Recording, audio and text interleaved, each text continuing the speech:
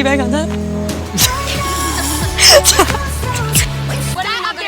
When I sat up there and I said, Don't be dramatic. I said literally, I'm not gonna do anything. Get your finger Let me join the fucking party. Bitch, y'all are messy.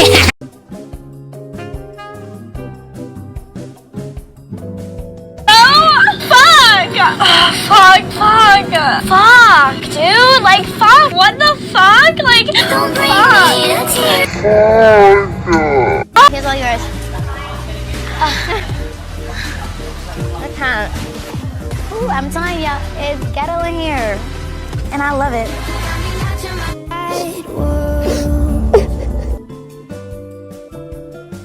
Hey guys, it's your girl Brandy, aka Brandy4. Welcome back to my channel.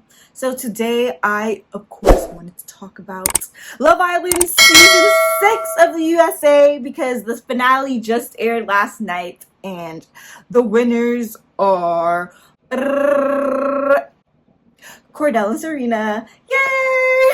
I actually wanted them to win, so I'm very hyped that they won. Quite frankly, I'm annoyed though because I did not vote. I apologize. I promise I'll vote in this year's election. But yeah, I was not able to vote Friday because I thought it was going to be like the UK where you could have like 2 days to vote for the finale winners, not just an hour. Like what the hell? But anyways, I'm glad they won because I was definitely going to vote for them anyway. If they didn't win, I wanted Jana and Kenny to win. But otherwise, I wouldn't have been mad at Leah and Miguel winning because obviously Leah was the star of the season. Like, let's be real. She has a huge fan base. I just checked her Instagram and she has over 1 million followers, which has never been seen before. After Love Island USA specifically, that's definitely like a UK thing where you see people reach 1 million followers, but never USA. So yeah, Leah kind of hit a milestone for the franchise, which is kind of cool. But also I am a little scared that this season, even though yes, it was so iconic and it was a game changer for the USA franchise, I am afraid that people are just going to come on the show specifically for influencer purposes. It is how it is for UK currently. People just go on the show to become influencers because they know they're gonna get a bag from it because it's so big in the UK. But now that this season's UK is flopping and this season of USA has just, it got so big. It got so big. Everyone's talking about this season. So I feel like now because of that, obviously more people are going to apply for the show. More people are going to tune in for next season, which means there is a higher chance of people becoming influencers, which is annoying. I'm not going to lie. On one hand, it's like I'm very happy for like Leah and then Serena, Janae, like all the followers they've gained. But on the other hand, it's definitely going to change the vibe of the show going forward because now people are gonna obviously go on and be like, oh, you can get followers from the show as well, because initially with USA no one really went on USA to gain like attention, followers. If anything, if they wanted that, they can go on like Too Hot to Handle or Love is Blind, because like those are guaranteed, like you are guaranteed like 1 million followers if you go on like a Netflix reality show. But Love Island, since the franchise wasn't, I guess, as big as those franchises are in the US, that's why followers just haven't been as big. So yeah, that's like one thing I am concerned about with this show being so big. But it's crazy because I've been talking about Love Island for like 5 years now and nobody wanted to listen to me. But now it's huge and now everybody's watching it, and now Peacock decided to raise the freaking subscription prices $2 extra, which is really annoying. I'm blaming Love Island, but it's definitely because of the Olympics. But yes, overall, I'm very happy about the finale winners. And yeah, the runner-ups being Leah and Miguel, Janae and Kenny. I absolutely love Janae. I love Janae. She was a breath of fresh air this season. My gosh, she was so sweet. Such a supportive friend. She was sexy. She set the tone for this season. Since she dumped Koi, that's when I knew this season was going to be good. That's when I knew the season was going to be iconic, because she could have easily went with the standard for black men, this 6'8" tall, big, buff black guy, beautiful black guy, who kind of matched her vibe. Like, together they looked like Barbie and Ken.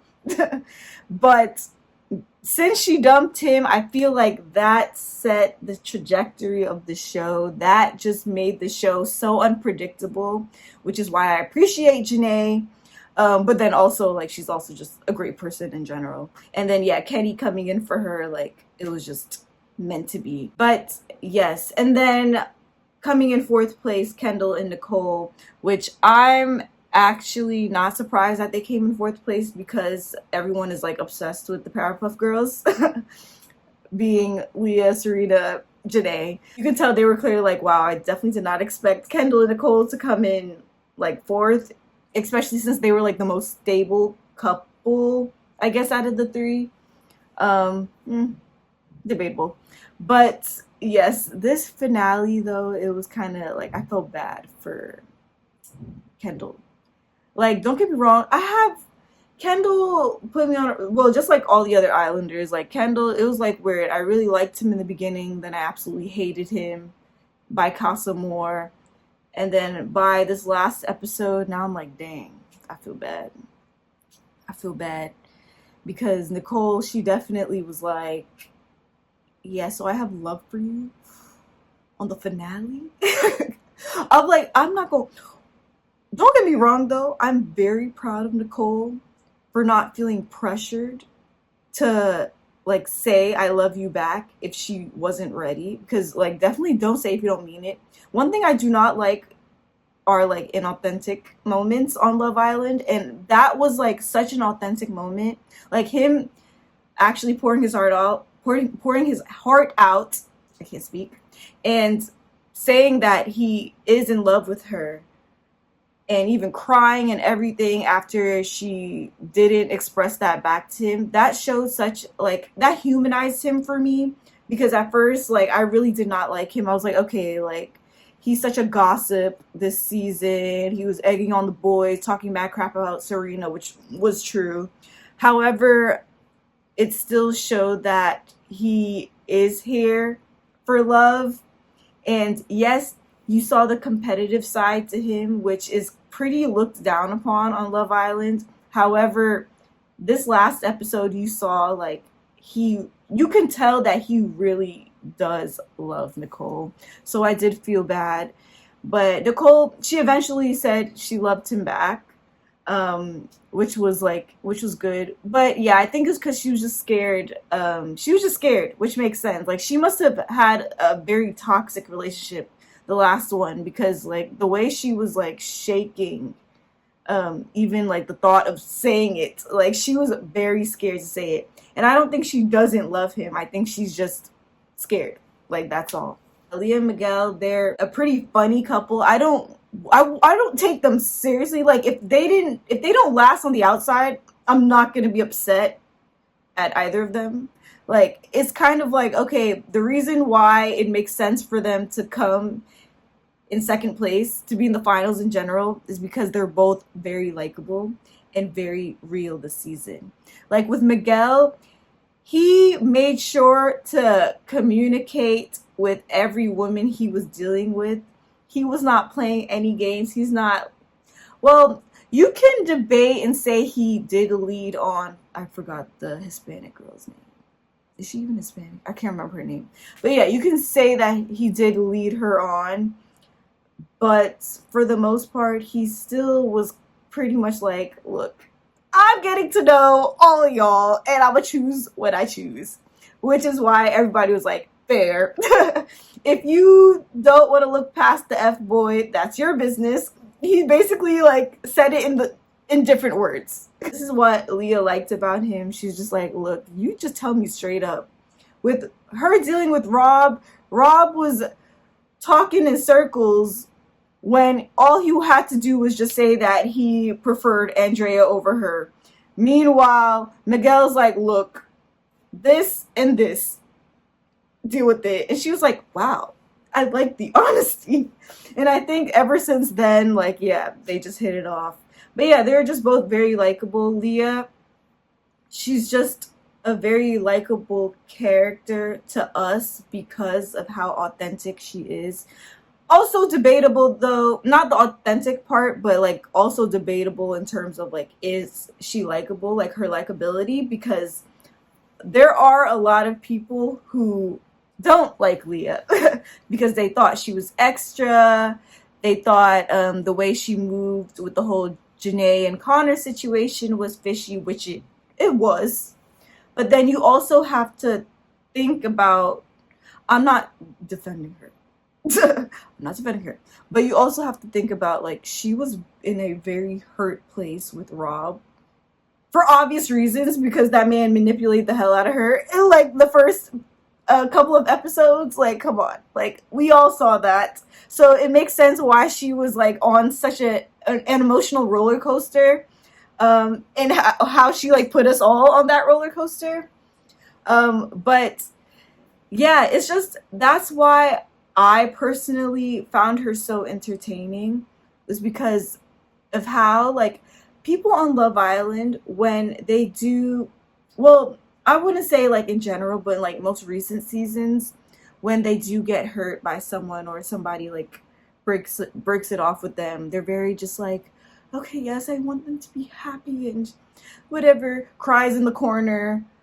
However, with Leah, she was going off. She was talking mad-ish about him to her friends. You do that when an ex breaks up with you. Like, I'm sorry. When an ex does you dirty, all you do is talk ish about them to their friends, which is why it was so funny, because it was like, that was such a relatable moment for me. Her speaking in the dressing room, it just made her look so authentic in that way. And even her just saying like, look, I know I'm not a good person. Like, she never tried to be a good person. She never tried to be influencer like this is just her. And then this is what I really just want to touch on, like why I think USA did it right this season. For starters, this was just a dynamic casting. From the diversity, obviously from past USA seasons, we've seen like the diversity in the cast. You know, obviously Justine won season 2, so she was like the first Black woman to ever win Love Island. She won games as well, so she's a 2-time winner. So yeah, seeing that, but then also seeing the compatibility with like the cast in terms of not only friendships but also like the relationship dynamics. They literally brought in Serena for Cordell. You know, like they were matching on the first day. Like, come on. They were matching. She was like, I want a short king. He's a short king. Like, it just worked out perfectly. Like, even with Janae, it was like they brought in like the perfect guy for her. She had to go through like these whack men, and then she finally got the perfect guy for her. Like, it wasn't anything that was like forced or faked. Like, you could tell they were real. That's what I absolutely love about the season. Like, the relationships were actually like something you can root for. We haven't had a season like this in a minute, to be quite honest. Like, even, well, I think the last season of UK that had like actual good couples that you can root for was season 8, like with India Dami, Ekansu Davide, even though they are a hot mess now, Tasha and Andrew, you know, etc. Love that. And then also with this season, I do notice, but this is just USA in general, like they don't bring in just a whole bunch of influencers. I love that they don't prioritize bringing in influencers. They're bringing people with like actual jobs, you know, people who are just like so different. Like Janae, she's from Hawaii and she's like, yeah, she speaks in all these different languages. She's traveled around the world. Serena, she's just from Houston, Texas, right? I think she's from Houston. However, I didn't like that they were bringing in like people from the UK, Australia, because I get, yes, USA is a melting pot. However, it's kind of like they already have their seasons, their franchises. So why bring them into the mix? Don't get me wrong though, the Brits and the Aussies were bringing in the heat this season. Don't get me wrong. But it would have been nice to just keep those things separate, especially considering the distance for those couple, like for Aaron and Kaylor, for instance. How is that gonna last? Because Kaylor, where does she live? LA, I think, or California, I think. And then Aaron is from the UK. How's that gonna last? Or even like with Liv, how is she gonna last with anyone? Australia is far as hell from the USA. So how is that gonna work? So that's, at least with Miguel, like he said he lives in America. But otherwise, yeah, you have to think about the distance as well, because America's pretty big and it's already going to be hard enough for like the couples who live on like the East and West Coast, like how they're going to navigate that. So now you're throwing in people who live in a whole different continents. How is that going to work? So yeah, that was like one thing I don't necessarily agree with, but I guess I understand. Maybe they did it because, you know, it brings in more viewers from those, like from the UK fan base, the Aussie fan base. Yeah, I don't get it. But yes, also love the challenges this season. I loved Murder on the Dance Floor. That was a great challenge. They put in money for these challenges this season. I absolutely loved it. I love that they brought back the Twitter challenge. Like, dang, we haven't seen the Twitter challenge in a minute over the UK. So I'm glad they brought that back. Also, we love movie nights. I love that they also showed like Serena's vulnerable moments. That was actually like my favorite part of movie night. And that's kind of what solidified the win for Cordell and Serena in my eyes, because it was like that was a moment when everyone can see Serena's vulnerable side. Like, yes, the night prior, or whatever, the 2 days prior, when Serena was going off on everyone in everyone's view, they're like, okay, whatever, that's just a black girl, you know, being her mad self, typical overreacting, blah blah blah. But during movie night, I'm so glad they threw that clip in so they can actually see that Serena has feelings. Cordell can see, you can also see like the hurt in Cordell's eyes from like seeing how hurt she was. And I feel like that just changed the entire like dynamic for their storyline as well. And then also just how people can view black women on this show. And let me just start, I know I'm all over the place with this video, but I'm just rambling. But I just absolutely love Serena. And the reason why I love Serena, there are a lot of people who are like, who think that she did lead Cordell on for too long. Not necessarily lead him on, but like playing in his face for like the first few weeks. But I just feel like she's such an authentic character on this show. Something that is so refreshing for a black woman on a black woman Love Island fan to see, because we are always so protective over the black women on Love Island and in wanting them to be, you know,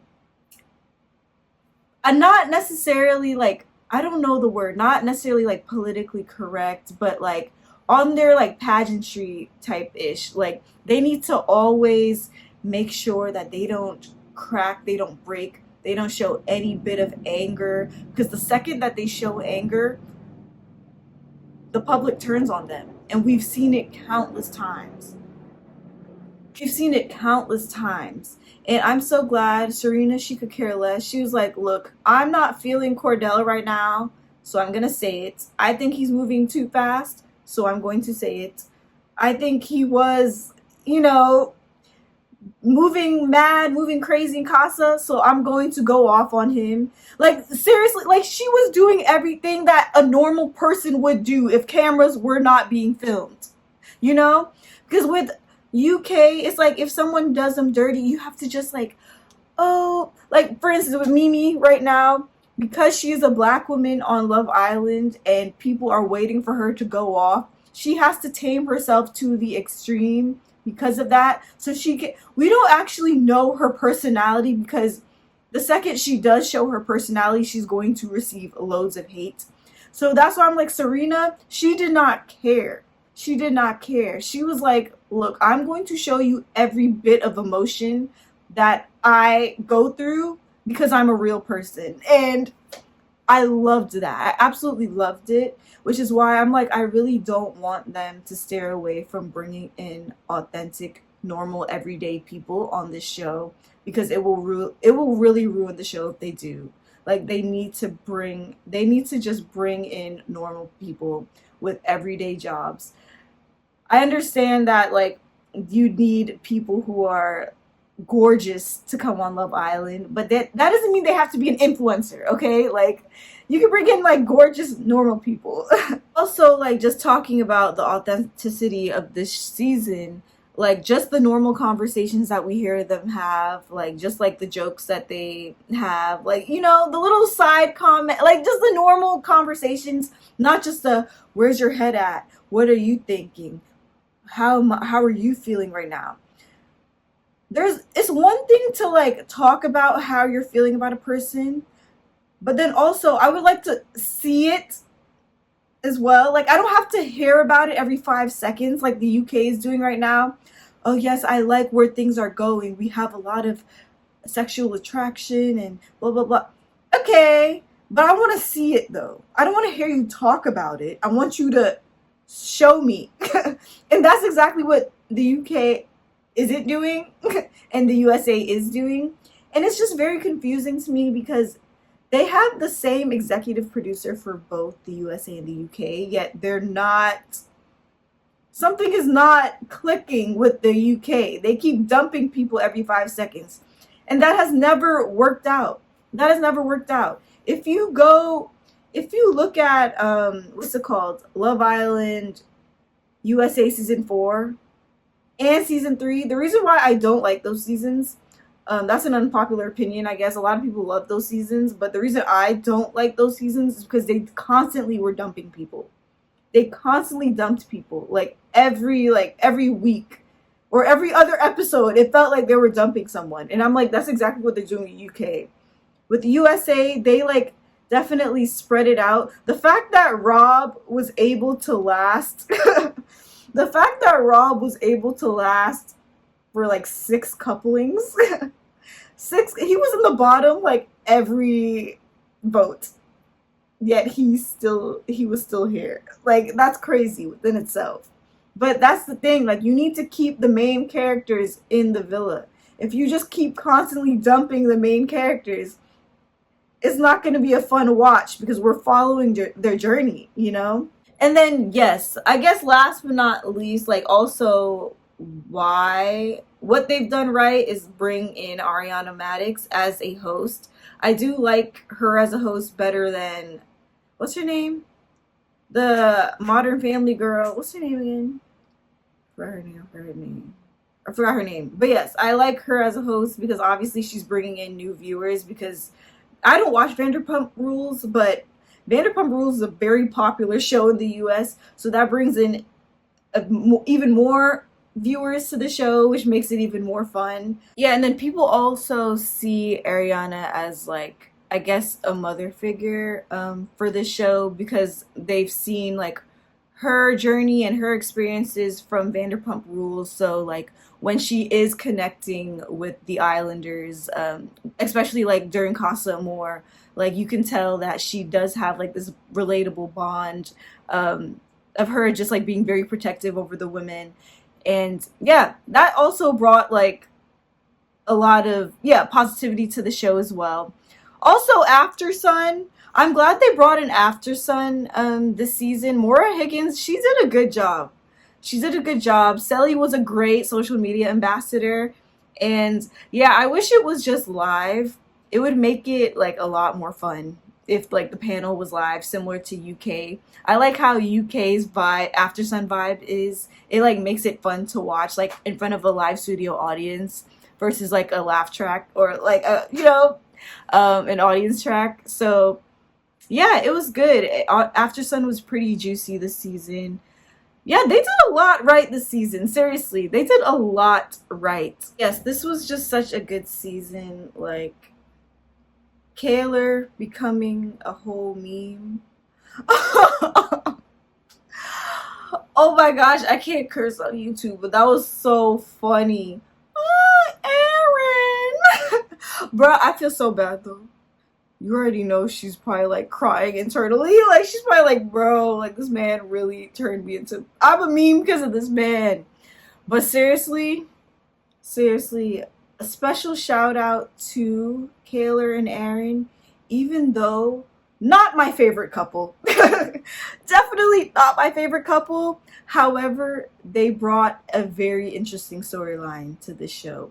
And Aaron was the perfect example of a manipulator, of a gaslighter, of a deflector. Like, he was the perfect example, which is why I love Love Island. They always show you the men that you should not be dealing with. They always show you the ways in which you should and shouldn't communicate with your partner. Aaron was the example of what not to do if you do your partner dirty. He was basura, he's trash. And the thing, and this is crazy because with Rob, he also was a manipulator when it came to the whole Leah situation, the Leah and Andrea situation, which is why I did not like Rob throughout the entire season. However, the difference between Rob and Aaron, the reason why people gravitated towards Rob anyways, well, not only because, you know, he gave us pretty iconic reactions that will forever be memeable.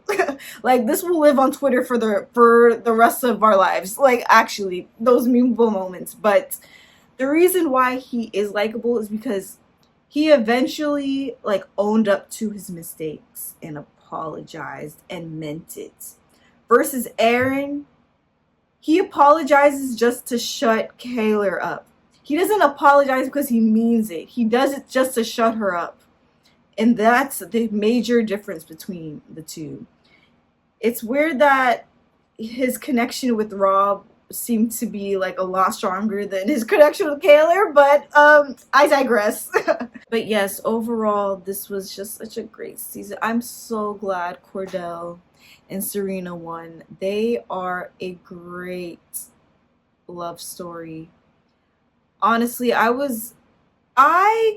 don't know. I was always kind of like a Serena fan anyways, because I just understood where she was coming from, especially like with their conversations with her conversation with Cordell. I feel like Cordell also grew a lot as a person because from the beginning, I kind of saw him as just like, you know, very immature because he is very young. Very immature, didn't really know how to communicate, express his feelings. Which is why I think Serena was very much a slow burner with him because don't get me wrong, like he wasn't really like giving much back to her like in a conversations from the start. But yeah, it wasn't until they did become closer and then she did like start breaking her walls down, which is when he started to also like open up more as well, and we can actually like hear his own opinions, thoughts and opinions versus him just like very much just being shy and agreeing with everything she would say. So yeah, I feel like he grew a lot in that sense. Also standing up for himself as well. Like that was also a great moment. And then also, and it's interesting, him being Odell Beckham him being Odell Beckham Jr.'s little brother, and everyone basically forgetting that was a fact. Like I also love that as well because you could obviously tell like I'm sorry, that must suck being the little brother of this super famous football player that all the girls love and go after. That must suck. Just living in his shadow. So I'm glad that he had his moment on this show to like show the world who he actually is, show us like how likable he is and how sweet he is.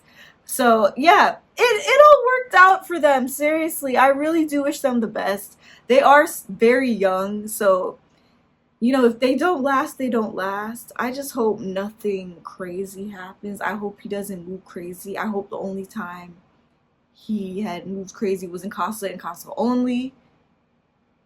because best believe those Love Island fans are no joke when it comes to cheating. When it comes to cheating. Just saying, Cordell. But yes, this was a great season. No complaints. The reunion is coming on. Ah! There's gonna be a reunion next month. What, August 16th? Ah! Bruh, I want it to be messy. I want the mess. I want the mess. Because you already know, like, now that all the Islanders, they have their phones back, that means they're gonna be watching all these clips, seeing everyone's opinions, and yeah, it's gonna be very messy. I like that they're doing it a month later, and I'm praying since it's on Peacock that Andy Cohen will host. Even though, yes, Ariana, she's the host, I want Andy to host. It's on Peacock. They might as well. They might as well. Like, please, please, Love Island gods. That would make it even better. That would make it like the best reunion. That would make it the best reunion, because then, like, you know how Andy Cohen, he usually like asks fan questions as well? That's what I want. That's what I want from this reunion. I also love that they're doing it like a month later versus like right after, because when they do it right after, it never makes any sense, because the Islanders are like clearly exhausted. They're like clearly exhausted. They're just coming out of the villa, so they can't really like deep anything. They're still just like on a high and still very happy with everyone, still friends with each other. So like now that we have some time, they can all regroup, collect their thoughts, their emotions, and then they can just spill it all in the reunion, which is what I'm excited for. I want it to be a Baddies 2.0. Yes, that's all I have for today. This was like an all over the place video, but like it was just an all over the place season. So this was a great season. 10 out of 10. Let me know what your thoughts are about this season, about this cast, about the reunion. Bro, I can't speak.